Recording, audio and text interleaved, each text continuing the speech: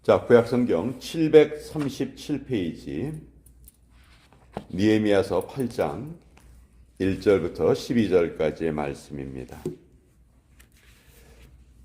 이스라엘 백성들이 학사 에스라의 지도하에서 느헤미야와 에스라가 동역을 하면서 이스라엘 백성들 모두가 하나님의 말씀을 읽고 또 설명을 듣고 또 그것 때문에 주님 앞에서 기뻐하는 그런 모습입니다.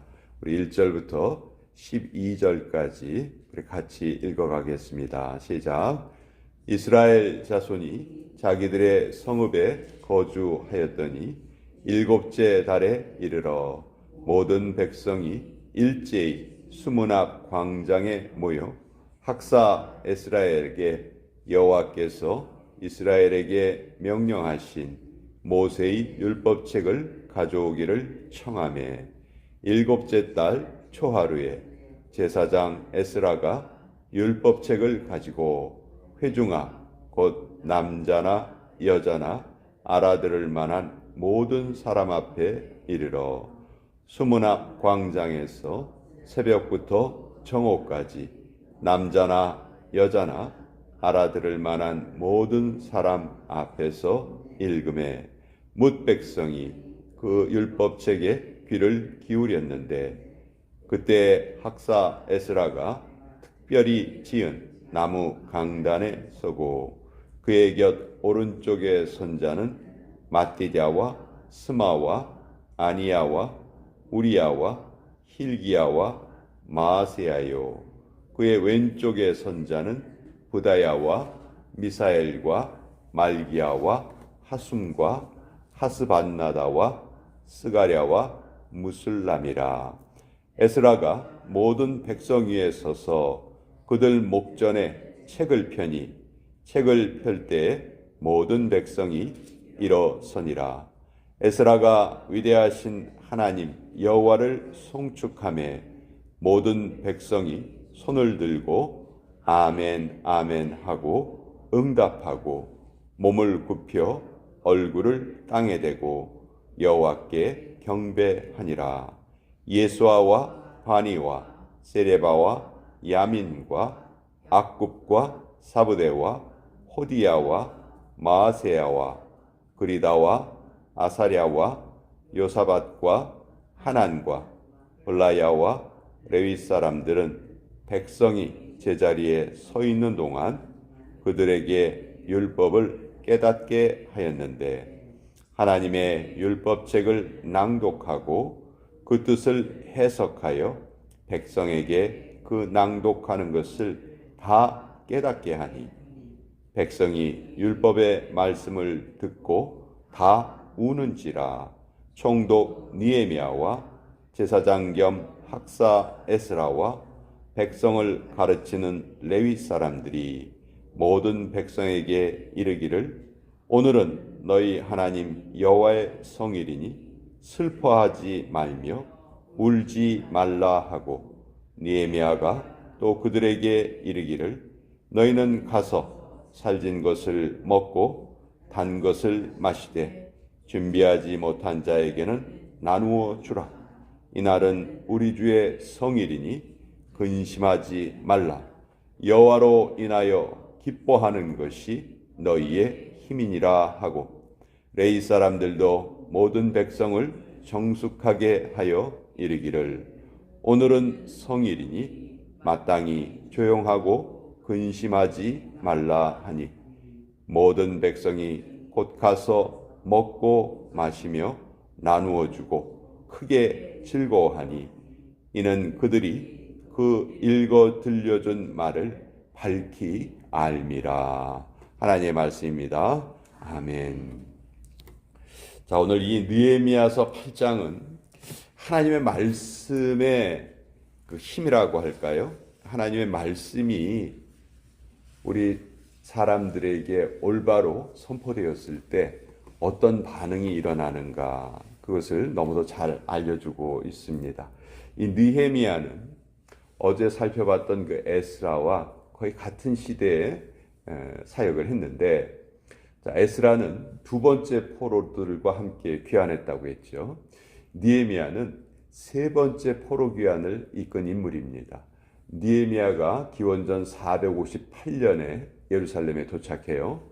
그리고 에스라가 기원전 458년, 그리고 느헤미야는 기원전 444년이에요. 그러니까 14년 차이예요. 이 느헤미야는 예루살렘의 성전은 지어졌지만 성벽이 완성되지 못한 것을 안타까워하고, 그래서 내가 그 성벽을 완성해야 되겠다 생각을 하고, 페르시아 황제의 아주 고위 관료였잖아요. 모든 것을 다 내려놓고 예루살렘으로 돌아옵니다. 그래서 52일 만에 그 어려운 성벽을 완공했던 인물이 느헤미야예요. 이 성벽 완공이 이루어진 후에 이제 느헤미야가 온 백성들을 한 자리에 모읍니다. 그리고 이미 자기보다 14년 전에 돌아와서 하나님의 말씀을 열심히 가르치고 있던 에스라와 동역해서 이스라엘 백성들 전체를 다 모은 거예요. 다 모아서 이제 모세의 율법을 들려 주었습니다. 자, 이 시기가 어디냐면 일곱째 달 초하루죠. 2절에 보면 일곱째 달 초하루 이렇게 돼 있고, 이 사람들이 어디에 모이냐 하면 수문앞 광장에 모입니다. 3절에 보면 수문앞, 이 예루살렘 그 성벽에 보면 여러 개의 문이 있어요. 문 중에서 이 수문, 물이 아주 가까운 곳에 있는 그 문을 수문이라고 하는데, 그 광장이 있는데 거기에 새벽부터 정오까지 사람들이 모입니다. 근데 어떤 사람들이 모였냐면 남자나 여자나 알아들을 만한 모든 사람. 그러니까 거의 하나님의 말씀을 깨달아 알 수 있는 유대인들은 5살 때서부터 하나님의 말씀을 가르치기 시작하니까 적어도 초등학교 이상의 사람들은 다 모인 거예요. 다 모여서 지금 에스라가 그 말씀을 그냥 계속 읽어주는 거예요. 말씀을 읽어주는데 그것을 혹시 깨닫지 못하는 사람들이 있을까봐 그 모인 사람들 중간중간에 그 말씀을 잘 알고 있는 사람들이 중간중간에서 이 말씀은 무슨 말씀입니다. 이렇게 알려주기도 하고 그랬던 것이죠. 그랬더니 8절에 이렇게 되어 있죠. 하나님의 율법책을 낭독하고 그 뜻을 해석하여 백성에게 그 낭독하는 것을 다 깨닫게 하니. 자, 하나님의 말씀은 항상 우리가 그 말씀을 가까이 하고 듣고 묵상하고 그래야 되죠. 근데 실제로 이스라엘 백성들이 그런 일을 자주 하지는 않았던 것 같아요. 그러니까 일종의 성경을 백성들에게 낭독해주는 이런 집회를 에스라와 느헤미야가 함께 만들고 또 백성들에게 실제로 하나님의 말씀을 알려준 거예요. 그랬더니 9절부터 그 말씀을 들은 하나님의 백성들, 그 말씀을 들은 이후에 반응이 나타납니다. 자, 9절에 백성이 율법의 말씀을 듣고 다 우는지라. 하나님의 말씀을 다 읽어보니까 모든 것을 다 알게 된 거예요. 이전까지는 왜 우리나라가 망했는가? 왜 우리 조국이 망해서 우리가 포로 생활을 했다가 다시 돌아왔는가? 이런 것 때문에 아픔이 있었는데 하나님의 말씀을 읽다 보니까 그 모든 일이 하나님의 말씀을 제대로 지키지 못한 결과였구나. 우리에게 이러이러한 말씀을 주셨는데 우리의 조상들이 이것을 제대로 지키지 못했구나. 그래서 그런 하나님의 징벌을 받게 되었구나 하는 것을 깨닫게 된 것이죠. 그래서 그 말씀을 깨달으니까 그 반응이 어떻게 나왔냐면 울었다 이렇게 돼 있어요. 울었다. 말씀을 깨닫고 울었다. 한때 힐링이란 말이 한국 사회에서 좀 유행된 적이 있었어요. TV 프로에도 그런 게 나오고. 근데 거기에 나와서 이렇게 자기의 안타까운 상황을 또 이야기를 하고 과거에 있었던 일을 이야기하면서 마음이 후련해지기도 하고 또 그 과정 중에 이렇게 새로움을 얻고 그런 것이 있었죠. 저는 그런 것의 그 효과를 분명히 인정을 합니다. 그러나 우리가 하나님의 백성이라면 우리가 그런 어떤 우리 마음속에 깊은 곳에 있는 것이 끄집어져 나올 때 그 배경은 말씀이 돼야 돼요. 말씀의 깨달음이 없이 우리가 우리의 아픔을 이야기한다면 그것은 세상 사람들이 하는 하소연이나 넋두리에 다르지 않습니다. 그러나 우리가 하나님의 말씀을 듣고 그 반응으로 인해서 우리의 마음속에 있는 것들이 나오고 그것을 함께 나누고 또 그것을 통해서 서로가 서로를 이해해주고 안아주고 그런다면 그것은 진짜 하나님이 원하시는 그런 모습이 되는 거죠. 그러니까 그 배경이 무엇이냐 이것이 제일 중요해요. 그 일이 벌어진 그 근본 원인이 어디에 있느냐. 세상 사람들은 하나님의 말씀의 배경이 없이 그냥 자기의 쓴뿌리를 내놔요. 그러면 그것이 치유되는 척 했다가 다시 자기에게 그대로 돌아옵니다. 그러나 하나님의 말씀이 배경이 되어서 그것이 내어놓게 되면 이제 그 말씀이 그것을 치유하는 그 치유의 능력을 우리가 경험하게 되는 것이죠. 그러니까 여기에 그것이 나와 있는 거예요. 사람들이 너무 막 울고 그랬더니 이제 느헤미야와 에스라는 백성들을 위로합니다. 오늘은 하나님의 성일이다. 우리 하나님의 말씀을 듣고 우리가 이런 기쁨을 얻었으니 울지 말아라. 울지 말고 오히려 너희가 가서 맛있는 것을 먹고 또 그것이 부족한 사람들에게 나누어 주고 오늘을 기뻐하고 즐겨라. 그러면서 우리가 늘 암송하는 구절이기도 하죠. 8장 10절 뒷부분에 보면 여호와로 인하여 기뻐하는 것이 너희의 힘이니라. 이 말씀은 참 귀중한 말씀이에요. 이거는 간단한 말씀이니까 우리가 좀 암송을 하면 좋겠어요. 여호와로 인하여 기뻐하는 것이 너희의 힘이니라. 우리는 이 세상을 살아가는데 힘이 필요해요. 그런데 그 힘이 어디에서 나오는 것이냐? 하나님을 기뻐하는 것이 여호와로 인하여 기뻐하는 것이 이것이 바로 우리의 힘이다.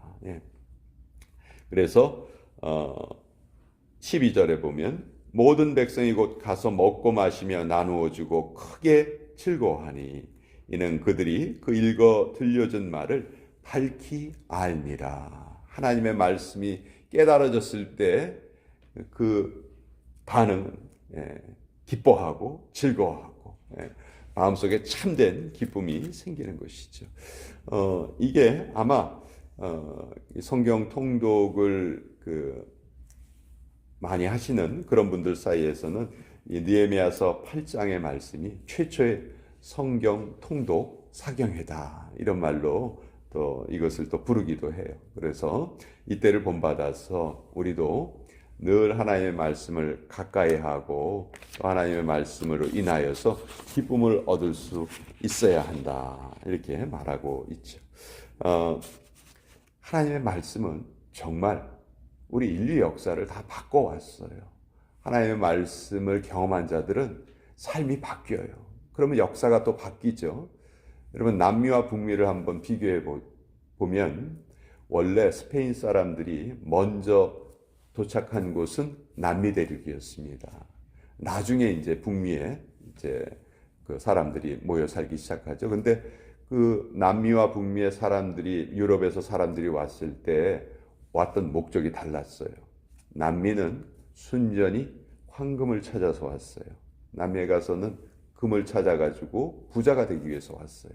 근데 우리 미국에 왔던 그 필그림 파더들은 보면 선조들은 보면 신앙의 자유를 찾아서 이 미국 땅에 왔죠. 결국 그것이 지금 남미와 북미의 모습이 달라지게 된 원인이라고 생각을 합니다. 자원이 훨씬 더 많았던 남미는 지금도 별로 이렇게 영향력 있는 그런 국가가 별로 없는 반면에 신앙의 자유를 찾아서 하나님의 말씀을 따라서 이곳에 북미에 왔던 사람들은 지금도 전 세계 역사를 좀 결정하는 그런 역할을 하고 있죠. 이것이 하나님의 말씀의 힘이다. 말씀을 가까이 하는 자들이 이렇게 역사를 바꾼다는 것을 우리는 직접 눈으로 보고 있는 거예요. 그래서 우리 신앙의 기본은 내 감정도 아니고 다른 게 아니에요. 우리 신앙의 기본은 말씀 위에 서야 한다. 항상 말씀이 우리 신앙의 기본이 돼야 되고, 그러려면 말씀을 자주 접해야죠. 말씀이 우리 신앙의 기본입니다 하면 다들 아멘 아멘 하세요. 그런데 그 말씀을 얼마나 자주 접하고 계십니까 하면은 거기에 다들 부끄러워하죠. 그래서 우리는 하나님의 말씀이 들려지는 곳에 늘 열심으로 참여하고, 또 내가 스스로 하나님의 말씀을 조금씩이라도 계속 섭취하고 읽어야 돼요. 저는 신앙의 성장은 내가 스스로 하나님의 말씀을 퍼먹기 시작할 때 그때부터 이루어진다. 저는 그렇게 생각을 해요. 그래서 우리 이렇게 아침마다 함께 모여서 말씀을 대하고, 또 그 말씀으로 우리 하루의 힘을 얻고, 또 하루뿐만이 아니죠. 우리 인생의 힘을 얻고 살아가는 것이 하나님이 기뻐하시는 일이다 하는 것을 또 오늘 같이 나누어 보았습니다.